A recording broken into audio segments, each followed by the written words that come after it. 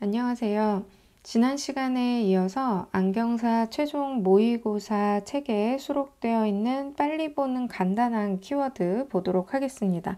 이번 시간에는 식이생리학 파트 함께 보도록 하겠습니다. 식이생리학에서 나오는 내용들은 우리가 배웠던 해부학적인 구조를 기반으로 해서 그 구조 이해를 기반으로 해서 우리 눈의 기능들을 설명한 내용들이라고 보시면 돼요. 그래서 우리 눈의 기본적인 기능들에 대한 구성으로 되어 있는 게 이 과목이고 관련된 문제들이 우리 국시에 나오고 있는 겁니다.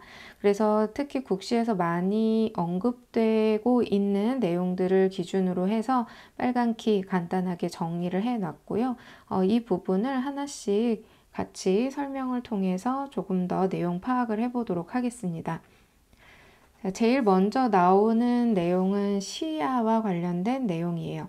일단 시야를 이해하려면 시각 경로에 대해서 이해를 하셔야 되고요.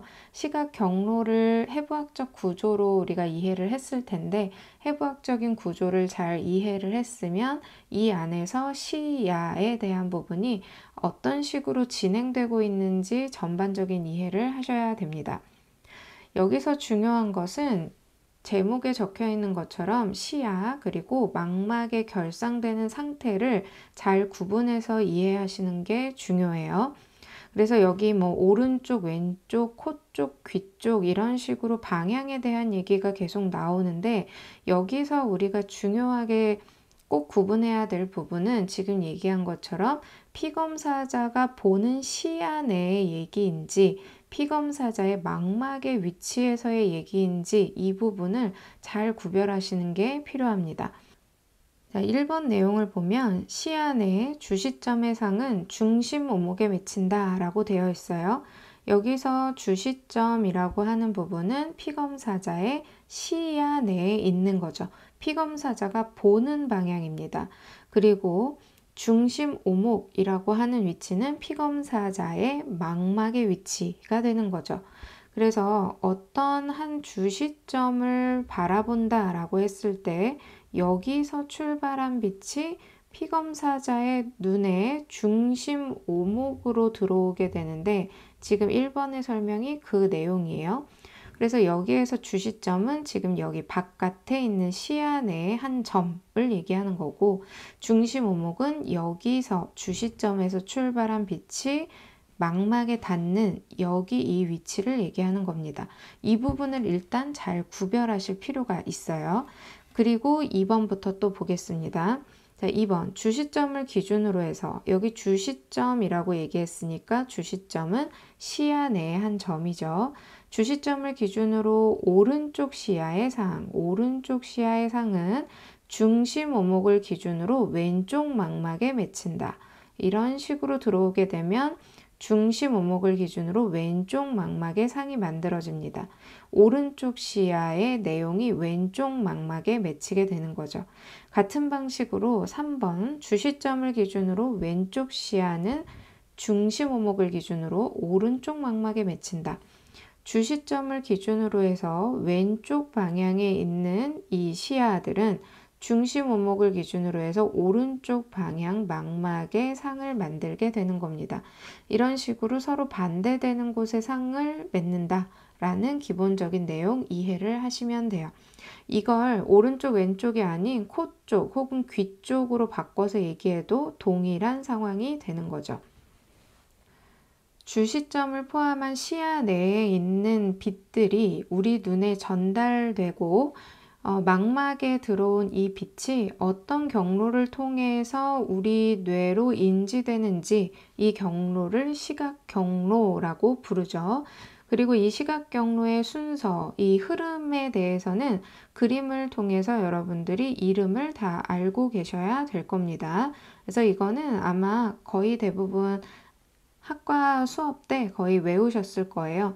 그래서 이걸 그냥 글씨로만 외우시기보다는 이 그림을 통해서 한 번 더 위치하고 같이 연관하면서 이해를 하시면 좋을 것 같습니다.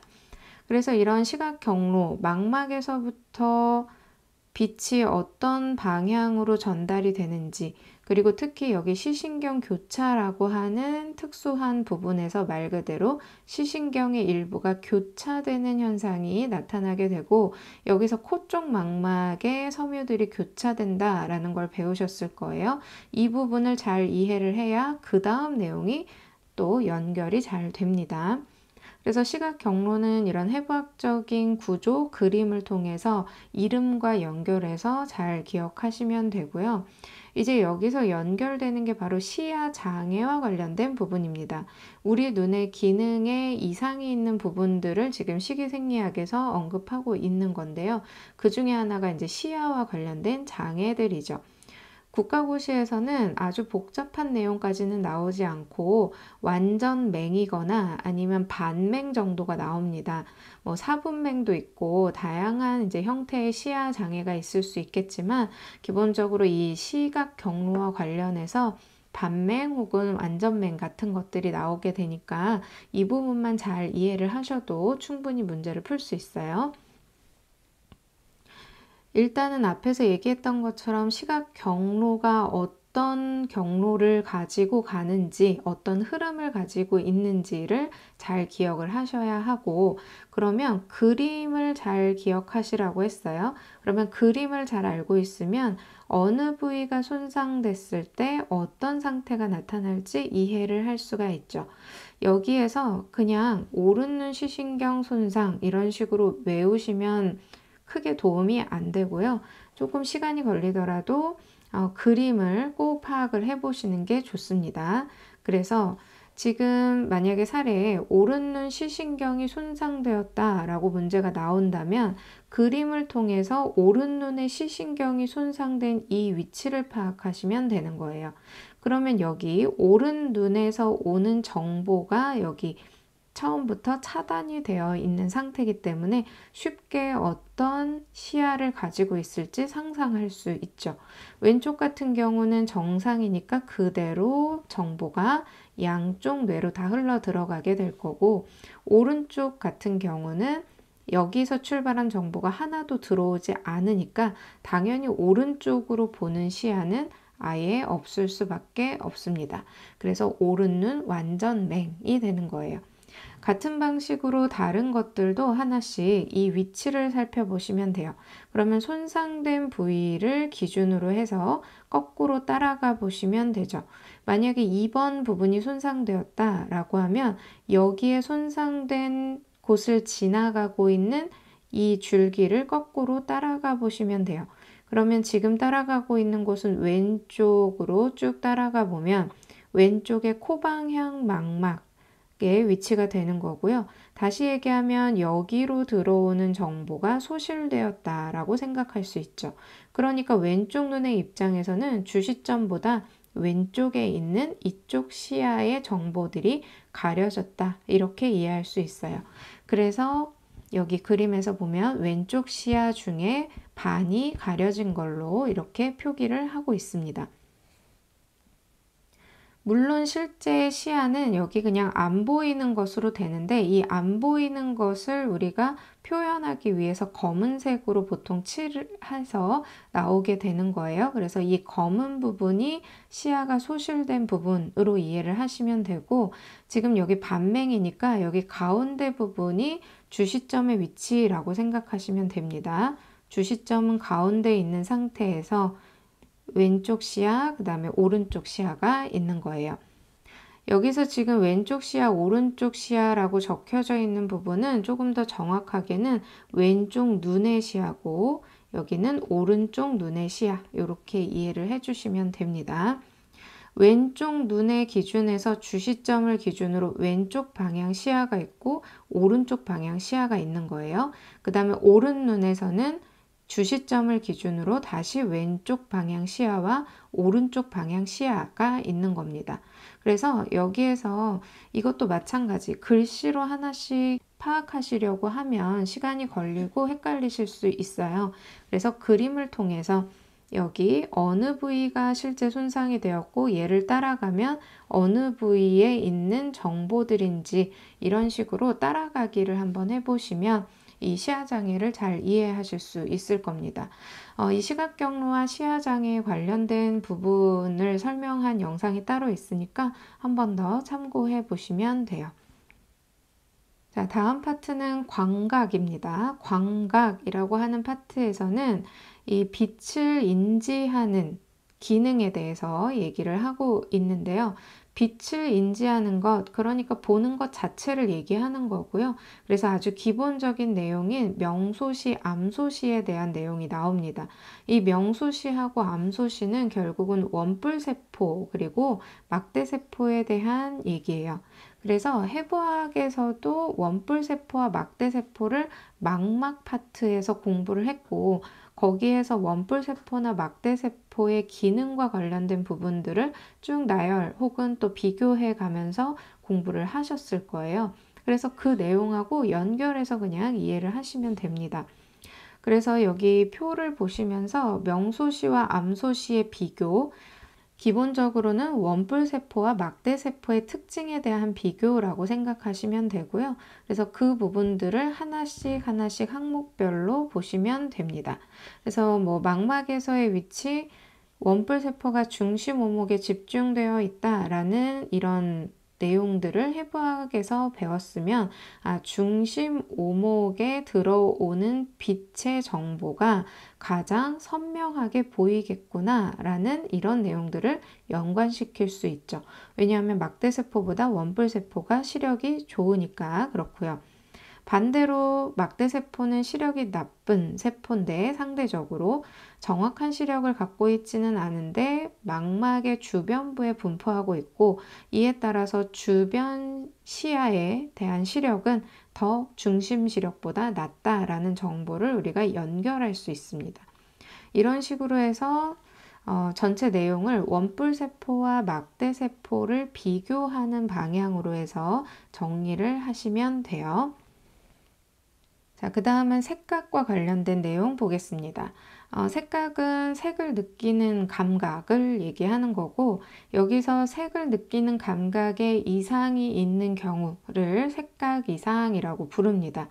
색각 이상은 선천성과 후천성으로 나뉘어지기는 하는데, 후천성 색각 이상 같은 경우는 특별한 어떤 정확하게 카테고리를 나눌 수 있는 이런 질환이 아니기 때문에 사람마다 다르게 양상이 나타나기 때문에 거의 뚜렷한 특징이 있는 선천성 색각 이상에 대한 문제들이 이제 종종 나오고 있어요. 그래서 선천성 색각 이상 같은 경우는 유전을 통해서 전해지는 거다 보니까 이 유전 가계도에 대한 부분이 간혹 나오게 되는데, 이 부분을 잘 이해를 하셔야 됩니다. 그래서 가계도를 이해하기 위해서는 기본적인 정보를 우리가 알아야 되겠죠. 그래서 미리 적어 놓은 부분이에요. 첫 번째, 색각 이상은 X염색체 열성 유전입니다. 그래서 X염색체가 2개 있을 때는 살짝 숨어 있을 수 있어요. 그런데 하나가 있을 때는 겉으로 드러나겠죠. 그래서 2번 내용, 남성의 성염색체와 여성의 섬염색체가 다른데, 남성 같은 경우는 X염색체를 1개 가지고 있다 보니까 X염색체 열성 유전이라고 하더라도 그 형질이 그대로 드러나게 되고, 여성의 경우에는 성염색체 X가 2개로 이루어져 있기 때문에 X 2개 중에 하나만 이 색각 이상 유전이 되었을 경우에는 이때는 살짝 숨어 있을 수 있습니다. 그래서 여성의 염색체 둘 중 하나의 색각 이상이 유전될 때 색각 검사를 했을 때는 정상으로 보입니다. 그러니까 이 유전자 검사를 하지 않고서는 그대로 정상처럼 보이는 거죠. 그렇지만 안에 하나를 가지고 있기 때문에 보인자라고 부릅니다. 남성의 경우는 이 X를 하나만 가지고 있기 때문에 유전이 되는 순간 무조건 색각 이상으로 나타나게 돼요. 그래서 여성과 남성의 색각 이상 검사를 비교했을 때 남성에서 색각 이상자가 더 많이 보이게 되죠. 여성의 경우에서도 X염색체 2개 모두의 색각 이상이 유전되는 경우에서는 드물겠지만, 이런 경우에서는 색각 검사를 했을 때 색각 이상으로 나타나게 됩니다. 가계도를 통해서 어떤 식으로 유전이 되는지, 그리고 문제에서는 우리가 어떻게 파악을 해야 되는지 보도록 할게요. 두 가지의 사례를 첨부해 놨는데요. 일단 첫 번째 사례는 아버지가 색각 이상이고 어머니가 정상 색각일 때 나타날 수 있는 자녀들의 색각 이상 비율을 나타내고 있습니다. 그러면 이렇게 문제는 이런 식으로 글로 나올 거예요. 이렇게 문제가 글로 나왔을 때 이것을 우리가 바로 이런 식으로 가계도로 바로 그려보시면 됩니다.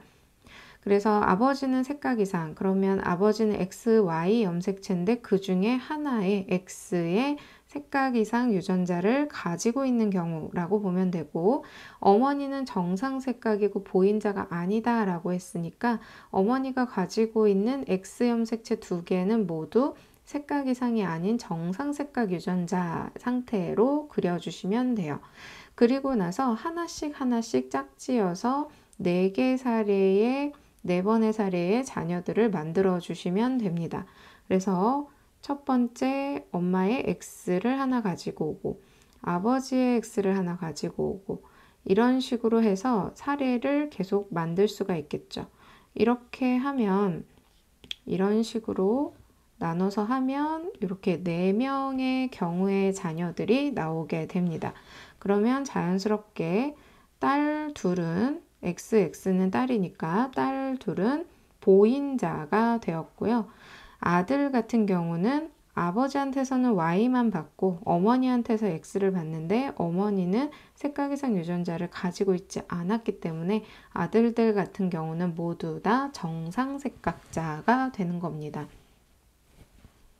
그래서 자녀들 중에서 색각 이상자는 없는 것으로, 그리고 딸 같은 경우는 모두 보인자, 아들은 모두 다 정상 색각자, 이런 식으로 구분해서 생각할 수 있고요. 보기에서 그 내용들을 잘 골라주시면 돼요. 전체 자녀들 중에서 색각 이상자의 비율을 물어봤을 때 이런 사례의 경우는 0%라고 대답할 수 있겠죠.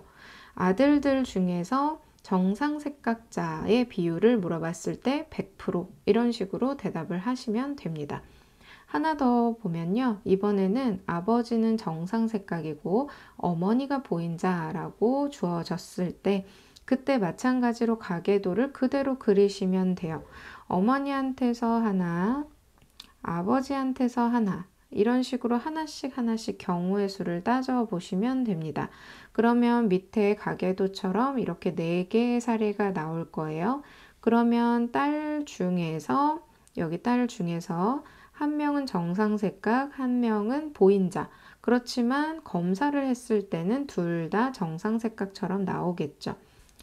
여기서 아들의 경우는 한 아들은 정상 색각, 한 아들은 색각 이상자가 나올 확률이 있습니다.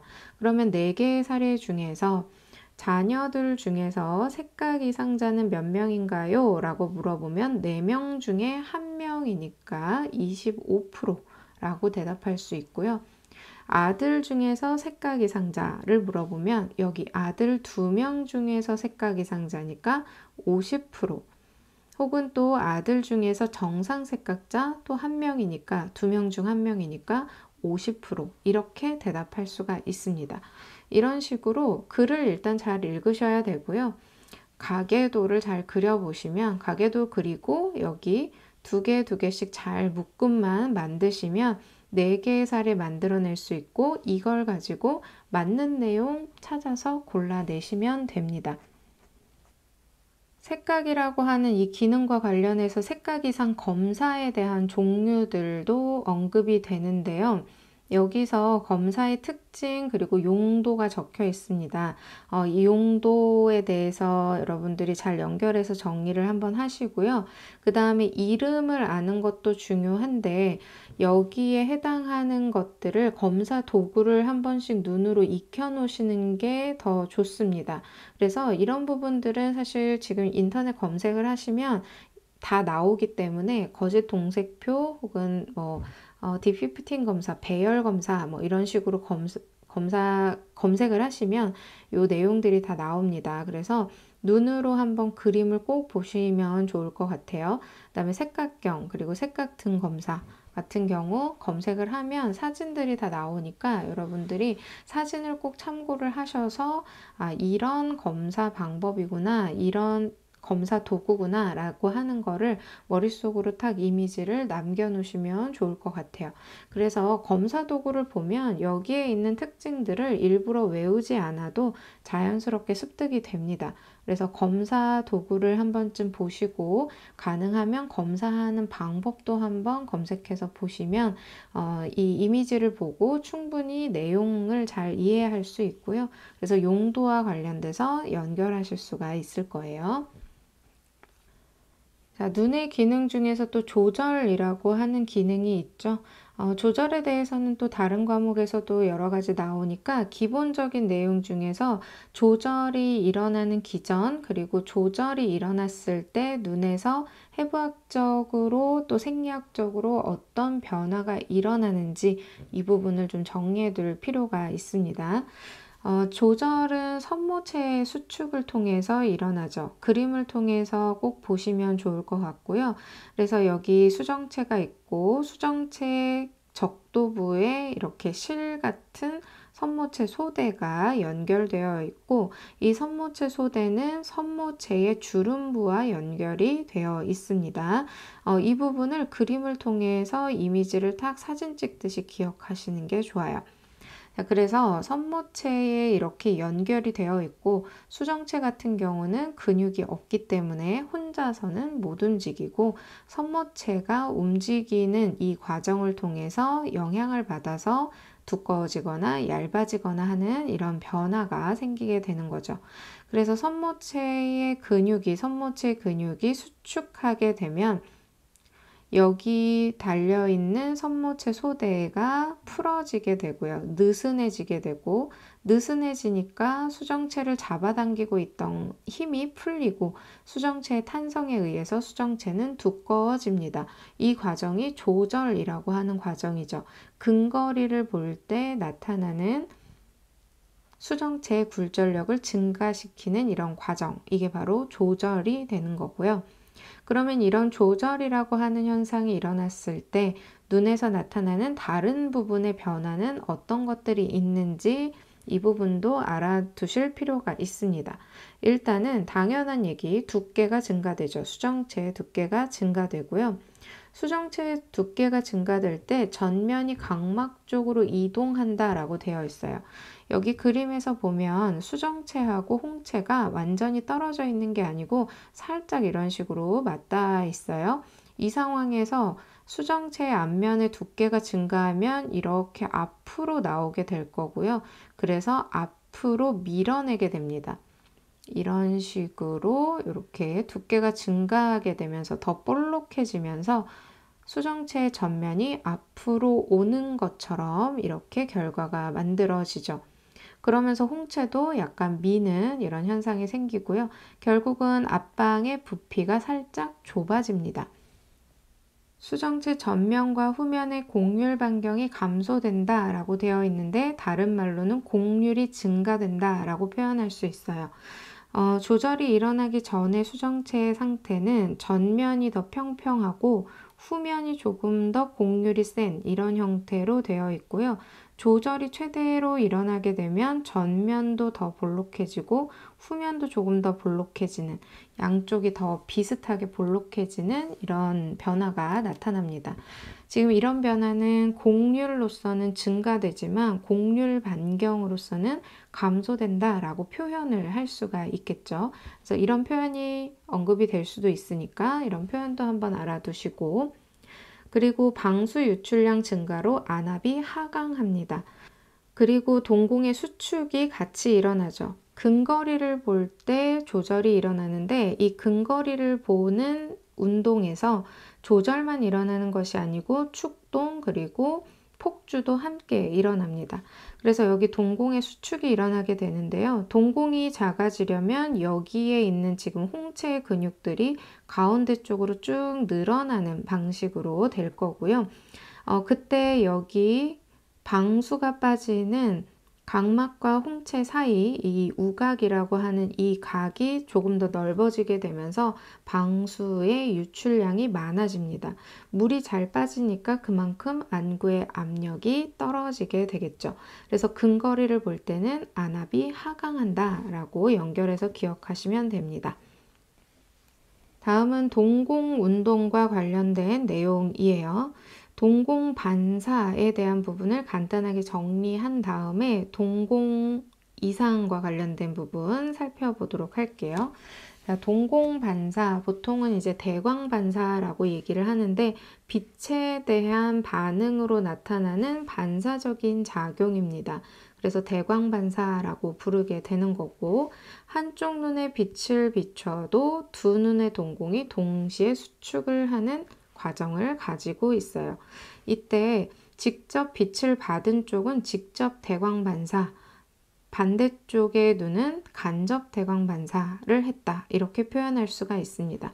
그래서 지금 그림처럼 만약에 오른쪽 눈에다만 빛을 비춰줬을 경우에 두 눈에, 이 사람의 지금 상태가 정상이라면 두 눈의 동공이 동시에 수축을 하는 운동이 생길 텐데, 이때 직접 대광반사는 빛을 받은 쪽, 그리고 빛을 받지 않았지만 동공이 수축하고 있는 반대쪽의 눈은 간접 대광반사를 하고 있다. 이렇게 표현을 합니다. 이 표현을 알고 계셔야 뒤에 나오는 이상동공 반응과 관련된 부분들을 잘 이해하실 수가 있을 거예요. 반대로 왼쪽 눈에다 빛을 비춘다 라고 했을 때는, 이때는 이제 왼쪽 눈이 직접 반사가 되는 거고 오른쪽 눈이 간접 반사가 되겠죠. 자, 그러면 이상동공과 관련된 부분 보겠습니다. 5개 정도 지금 표로 정리를 해서 보여드렸는데, 여기 구심동공 운동장애와 원심동공 운동장애를 같이 연결해서 기억을 하시고, 나머지 3개, 긴장동공, 아르길 로버트슨 동공, 그리고 호너 증후군, 예전에 호르너 증후군이라고도 했고요. 호너 증후군 같은 말입니다. 이렇게 해서 3개를 같이 묶어서 기억을 하시면 좀 더 편하실 거예요. 구심동공 운동장애는 구심성 경로에 문제가 생기는 거, 원심동공 운동장애는 원심성 경로에 문제가 생기는 거를 얘기합니다.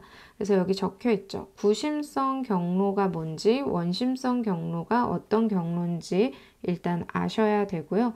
기본적으로는 구심성 경로는 빛의 정보를 전달하는 경로, 빛의 정보를 전달하는 경우예요. 그리고 원심성 경로는 빛의 정보를 가지고 뇌가 해석해서 축동하라는 명령이 내려오는 이런 과정을 원심성 경로라고 얘기를 합니다. 그래서 순서는 항상 구심성 경로가 먼저고 원심성 경로가 나중에 일어나겠죠. 정상적인 상태라면 구심성 경로와 원심성 경로가 정상적인 상태라면 빛의 정보가 중뇌로 잘 전달이 될 거고, 여기에서 해석한 정보를 가지고 축동의 명령이 내려올 겁니다. 그런데 여기 이 경로 중에 뭔가 문제가 생겼을 때 구심동공 운동장애 혹은 원심동공 운동장애로 불리게 되는데, 여기 구심동공 운동장애일 경우에는 말 그대로 구심성 경로에 문제가 생기는 겁니다. 그러면 구심성 경로는 빛의 정보가 전달되지 않는 경우라고 했으니까 빛의 정보를 전달하는 그 경로에 있는 거 얘기하면 돼요. 그러면 이제 망막이나 시신경 같은 빛의 정보를 가지고 출발하는 방향에서 문제가 생긴 것으로 보시면 되죠. 원심 동공 운동 장애 같은 경우는 축동의 자극에 문제가 생기는 경우를 얘기하는 겁니다.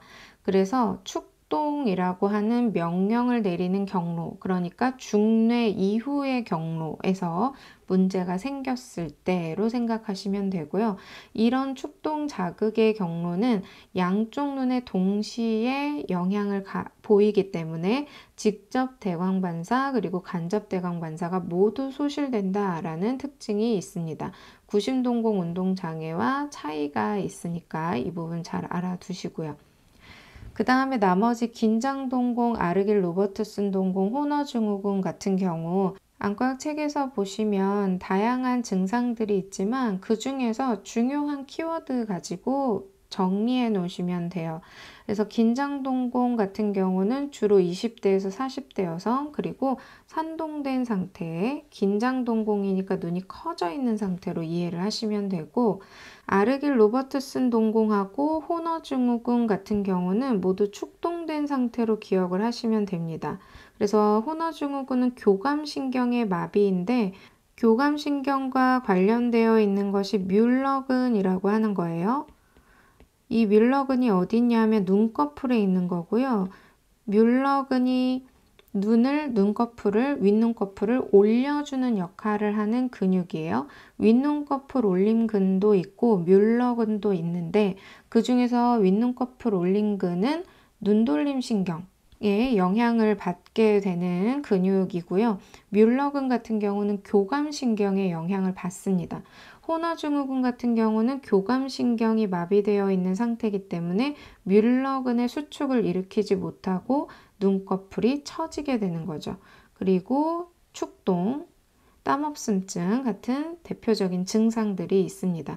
안질환에서는 이 안질환과 관련되어 있는데요. 안질환에서는 이런 식으로 키워드로 정리를 하시는 것이 많이 도움이 되실 겁니다. 동공운동과 관련된 부분은 이 5가지만 일단 잘 정리를 하셔도 크게 도움이 되실 거예요. 마지막에 정리할 내용은 눈 생리 검사 파트입니다. 눈의 생리적인 검사와 관련된 검사의 이름, 그리고 그 검사의 특징 또는 검사의 목적 같은 내용들을 구성으로 해서 기억하시면 됩니다. 일단 이런 내용들이 나오면 이름을 잘 보시면 돼요. 그래서 초음파 검사, 전기생리학 검사 중에 이렇게 전위도라고 이름 붙어 있는 것들이 있고요. 그 다음에 형광 안저 혈관 조영술, 빛 간섭 단층 촬영. 여기서 이름을 잘 보시면 특징들이 잘 나타납니다. 그래서 초음파 검사 같은 경우는 A 스캔, B 스캔 2개 나뉘어져 있다는 거 기억하시고, 그 중에서 A 스캔은 거리 측정, B 스캔은 눈 속 상태를 그대로 확인하는 거예요. 우리가 보통 초음파 검사라고 하면 떠오르는 그 이미지가 바로 B 스캔이라고 보시면 됩니다. 전기생리학 검사에 해당하는 망막 전이도, 눈 전이도, 시유발 전이 이런 것들이 있는데, 이름에서 어쨌든 키워드가 같이 연관되어 있는 내용들이 나올 거기 때문에 키워드 내용을 잘 정리해서 보시면 됩니다. 그 다음에 형광 안저 혈관 조영술, 이름에서 알 수 있는 것처럼 형광색소를 주입하는데 안저의 혈관을 보는 거예요. 안저는 망막이고 망막에 있는 혈관의 상태를 확인하는 검사. 이런 내용이 있으면 요 검사구나 라고 판단을 하시면 되겠죠.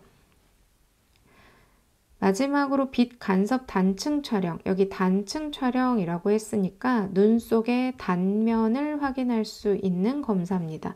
그래서 눈 속 구조물의 단면을 확인할 수 있고, 그래서 두께라든지 각막의 두께라든지 또 망막이나 맥락막의 층별의 구조라든지 이런 부분들 단면을 통해서 얻을 수 있는 정보들을 이 검사를 통해서 얻을 수 있다, 이렇게 보시면 되겠죠.